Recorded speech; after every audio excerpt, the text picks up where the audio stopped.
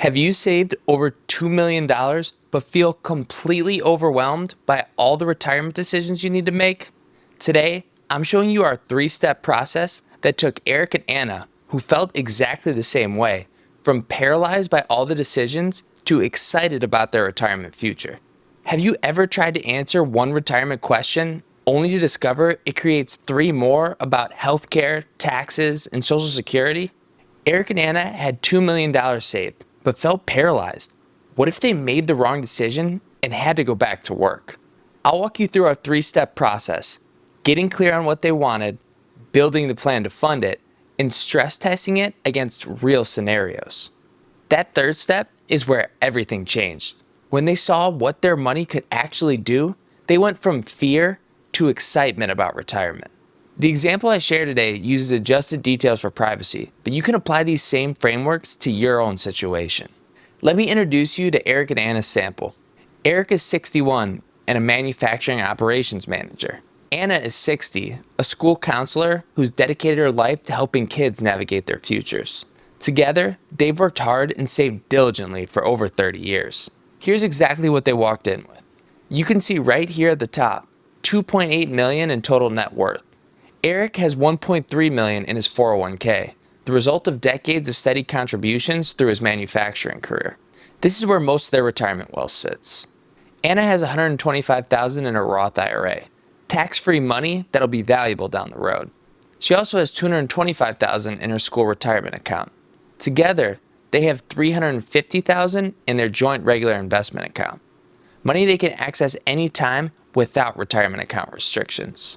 Their Illinois home is worth $500,000 and it's completely paid off. They also own a lake house in Wisconsin worth $450,000. Their weekend escape where Eric has been planning the same deck repair project for the last 3 summers. They still have $133,000 left in the lake house mortgage with about 5 more years of payments. On paper, this looked like a retirement success story, but Eric and Anna had questions that the spreadsheet couldn't answer. For years, Eric had been putting off the projects at the lake house that he really wanted to tackle, but he just couldn't find the time between work and everything else. Anna kept talking about how much she wanted to help out more with their 2 young grandkids, but with both of them working full-time, it was mostly quick visits and weekend trips. That's what gave them the idea of looking at early retirement, maybe even by the end of this year. Could they actually make that work? We needed to start with the most important question. What did they actually want their retirement to look like? They both wanted to retire at the end of this year. Eric at 62, Anna at 61. Here's what they projected their lifestyle expenses would cost in retirement: $8,000 per month. This covers their core living expenses, things like groceries, utilities, entertainment, dining out, and general day-to-day costs. Beyond their monthly living expenses, Eric and Anna had some additional costs and goals that they wanted to plan for. Some of these were ongoing expenses like healthcare and travel. Others were one-time purchases they've been thinking about. First was travel. They'd wanted to budget $10,000 a year for travel. Their plan was simple but appealing. Escape to Florida and Arizona during those cold Illinois winters, but spend most of their summer months up at the lake house. You can see this goal runs from Eric's retirement through nearly 2 decades of being able to follow the weather and enjoy both homes without worrying about vacation days or work schedules. Now, let's talk about the elephant in the room: healthcare costs. We projected $1,000 per month per person for health insurance before they reached Medicare eligibility. Eric had heard how expensive healthcare was without employer coverage, but like most people, his company had always paid for it. After working with hundreds of couples in Illinois, our team has found this reflects what a decent health plan can actually cost when you're paying the full premium. It's definitely sticker shock the first time you see it. But the good news is that this is temporary. Once they hit Medicare at age 65, their costs drop to around $600 per month, including a safety net for any out-of-pocket expenses. But those first few years of early retirement, that's the expensive bridge they need to cross. Eric knows he'll need a new car soon. His current one is getting up there in miles. So we planned for 2 car purchases for Eric, one in 2029 and another 10 years later, each budgeted at $45,000. Anna's is in better shape. She got a new car last year, so she only needs 1 replacement during this planning period, budgeted for 2034 at $45,000. This is the kind of real-world planning that makes a difference, not assuming they'll both need cars at the same time, but looking at what they actually have and when they'll realistically need replacements over the next couple decades. And here's something special. They wanted to buy a pontoon boat to celebrate this new chapter. It'll cost $50,000 and they plan to purchase it in 2026. They wanted something where they could take all their kids and grandkids out on the lake, create those summer memories across 3 generations. So let's take a step back and look at what Eric and Anna's retirement vision really was. Winter trips to warm places like Florida and Arizona. Summers at the lake house with that deck project finally finished. Healthcare coverage that bridges them to Medicare. Reliable vehicles when they need them. And a boat that turns the lake house into the family gathering place they'd always imagined. So they now knew what they wanted retirement to look like, but they needed to know how to fund it. Therefore, we need to look at what income sources Eric and Anna had to support this retirement vision. Here's their complete income picture. Right now, they have a combined salary of $225,000 per year. Eric earning $175,000 and Anna earning $50,000. But this income only lasts until their retirement at the end of this year. So the question becomes, what replaces those paychecks? What we're looking at here is guaranteed income. Money that comes in regardless of what the market does or how their portfolio performs. Eric has a nice pension from his manufacturing career, $54,000 per year or $4,500 per month. This starts immediately when he retires, so there's no gap in income. And what else do they have for guaranteed income? Social Security. For Eric, we're planning on him waiting until his full retirement age of 67 to file. This will give him $37.50 per month in benefits. When we work with clients, we always evaluate different Social Security scenarios because if you take Social Security any earlier than your full retirement age, your benefits get reduced. We cover specific Social Security strategies in other videos, but for Eric and Anna, we want to see if their plan could work with Eric waiting until 67. Anna's Social Security benefit at her full retirement age of 67 would be about $2,200 per month. Again, we're starting with this assumption that she waits until full retirement age to avoid any reduction in benefits. So once they both reach 67, they'll have about $6,000 per month coming in from Social Security alone. Between Eric's pension and their Social Security benefits, they have substantial guaranteed income that they can count on no matter what happens in the markets. So now we know what money would be coming in and when. But we needed to see how this matched up against what they wanted to spend. And therefore, the next step is to analyze how their income and expenses line up year by year.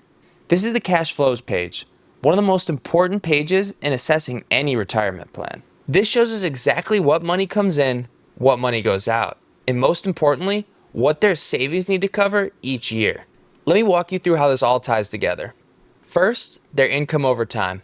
You can see in those early retirement years, 2026 through 2030, they only have Eric's pension of $54,000 per year.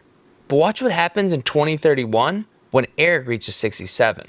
His Social Security kicks in and their total income jumps from $54,000 to over $100,000 per year. Then in 2032, when Anna turns 67 and starts her Social Security, their income jumps again to over $130,000 per year. This is that guaranteed income foundation we talked about, and you can see how dramatically it changes their financial picture as each Social Security benefit starts. Now, let's look at their core expenses. You can see their basic living expenses, that $8,000 per month lifestyle we discussed, plus inflation over time. These are their day-to-day costs, groceries, utilities, entertainment, and just general lifestyle spending. And here's healthcare. You can see $24,000 in that first year when they're paying for their own insurance. That $1,000 per month per person we discussed. But watch what happens to healthcare costs when they hit Medicare age. They drop to around $18,000 per year because Medicare coverage becomes their primary coverage with just supplement and out-of-pocket costs. Next is housing costs. Even though their Illinois home is paid off, they still have about $16,000 per year in property taxes, insurance, and maintenance. And here's the lake house picture. You can see mortgage, principal, and interest payments of over $20,000 per year through 2031, plus all the ongoing costs of property taxes, insurance, and maintenance. But look what happens around 2032. That mortgage gets paid off, and their lake house costs drop dramatically to just the ongoing property expenses. Next up are their goals and lifestyle purchases, the things that make retirement meaningful for them. Here, you can see their travel budget of about $10,000 per year, those winter trips to Florida and Arizona we talked about. You can also see the timing of their car purchases and that boat purchase. Eric's car purchases show up in 2029 at about $48,000 and Anna's in 2034 at around $55,000. These aren't surprises. We plan for them based on when we think they'll actually need new vehicles. And last, that pontoon boat purchase in 2026. You can see how these goals create different spending patterns year by year. Some years just travel, other years travel plus major purchases. And last, we can't forget about taxes. You can see tax payments of $15,000 to $57,000 per year, depending on their income and withdrawal situation. This is often the factor couples forget to plan for, but it's real money that needs to come from somewhere. Now, when we add up all their expenses, goals, and taxes, you can see their total outflows. In those early years, they have years with total outflows as high as $250,000 and even $290,000 per year. But watch how this changes over time. As healthcare costs drop with Medicare and the lake house mortgage disappears, their total spending needs decrease significantly. Now here's where it all comes together, the net flows. This tells us what their savings need to cover each year. Look at those early retirement years. Their savings need to cover nearly $200,000 in 2026, about $138,000 in 2027, and $159,000 in 2028. These are significant withdrawals from their $2 million in savings. But watch what happens when Social Security kicks in and the lake house mortgage is paid off. By 2032, their savings only need to cover about $55,000 per year. That's a dramatic difference. So here's the story these numbers tell. Eric and Anna's savings face the most pressure in those first 5 to 6 years of retirement. They have years that need to draw as much as $240,000 per year from their savings, while they wait for a Social Security start and the lake house mortgage to finish. But once those guaranteed income sources kick in and that mortgage is behind them, the pressure on their savings drops significantly. So here's what Eric and Anna's dreams actually cost in real dollars. But raw dollar amounts don't tell the whole story. Therefore, we need to look at the withdrawal rate to see whether their savings can actually handle these outflows sustainably over time. Now, let me explain this in simple terms. This chart just shows what percentage of their savings Eric and Anna need to use each year to cover their expenses. If they have $2 million and need to take out $200,000, that's a 10% withdrawal rate. The question now becomes, are these rates sustainable over time? Look at that first year of retirement. They need 9.1% of their savings. And here in year 4, it gets even higher, 11.7%. These numbers are way higher than what most financial experts consider a safe, sustainable withdrawal rate. This is where Eric and Anna found themselves when they said they were afraid of retiring too early. These withdrawal rates in these first few years would make most people nervous, and rightfully so. And after working with hundreds of couples, this is a common pattern we see in early retirement. The savings work hardest in those first few years before guaranteed income kicks in.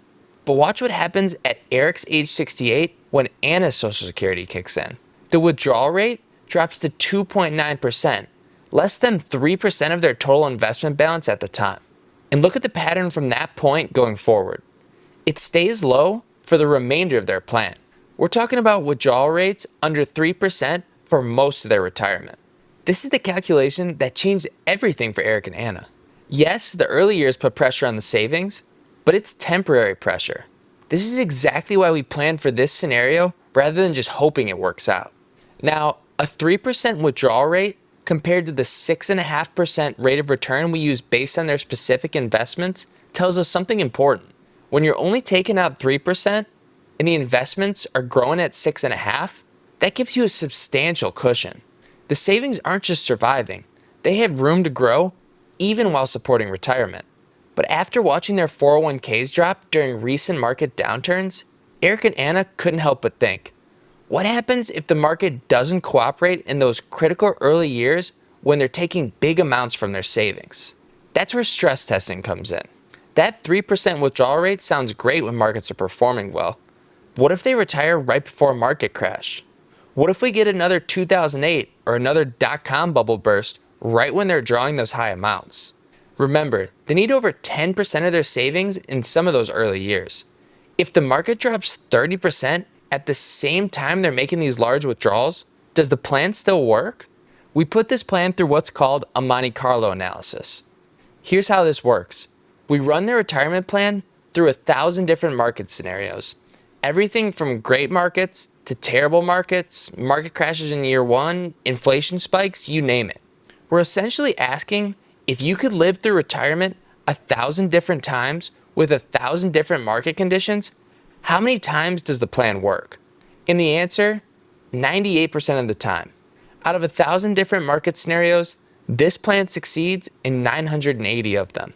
And not only does it succeed, but they end up with $4.4 million left over at the end of the plan. This is exceptional. And remember, this 98% assumes they don't make any adjustments to the plan along the way. Most couples would feel incredibly confident with 98%. But here's where it gets interesting. We started asking Eric and Anna to think bigger. Once we know the foundation is solid, we can explore what's really possible. We started by asking them, what would it cost to take your dream trips? Not just escaping Illinois winters, but those bucket list destinations you've always talked about. Eric and Anna looked at each other and talked about those trips to Europe they'd always pushed off. Maybe a Caribbean cruise during the holidays, visiting places like Italy and Ireland that Anna had been dreaming about for years. So we increased their travel budget from $10,000 to $25,000 per year, more than doubling it. And the result? The plan still succeeds 89% of the time. That's an exceptionally high success rate. They still end up with over $2.7 million at the end. So then we turn to Eric. What would it cost to do everything you want in the lake house, but do it all right away instead of doing it yourself over the years? Eric's eyes lit up and he started talking about upgrading the dock, improving the landscaping, and turning it into the family retreat he'd always envisioned. You could tell he'd been thinking about these improvements for years. So we added $75,000 in the first year of retirement for complete lake house improvements. And even with that extra travel and a complete lake house transformation, the plan still succeeds 83% of the time. They still end up with over $2 million at the end. So let's put these numbers into perspective. An 83% success rate is still exceptionally high. And remember, these scenarios assume they never adjust anything, that they stick rigidly to maximum spending even if markets perform poorly. In reality, if markets drop significantly, they could always push off some trips or adjust their spending temporarily. Most couples have flexibility in their lives that these stress tests don't account for. This is where everything shifted for Eric and Anna. They came in worried about whether they could retire at all. Now, we are showing them not only could they retire, but they could do more than they ever imagined. Remember their original plan with $10,000 for travel and Eric doing the lake house work over time himself? It had a 98% success rate. That's the foundation. Everything else is gravy. Eric and Anna went from being overwhelmed by retirement complexity to being excited about their future. Wondering not can we retire, but how much can we actually enjoy? And what changed wasn't their portfolio. What changed was having a clear process. We walked through our 3-step approach together, getting clear on their retirement vision, building the funding plan to support it, and testing it against real scenarios. That's what showed them that they could retire and afford that extra travel and a $75,000 lake house renovation. Most couples already have enough saved. They just need the right framework to see what's possible. And the good news is that with the right analysis, you can get that same clarity that Eric and Anna found. If this case study has you thinking about your own situation, subscribe for more real-world retirement planning insights. Thanks for watching. We'll see you in the next one.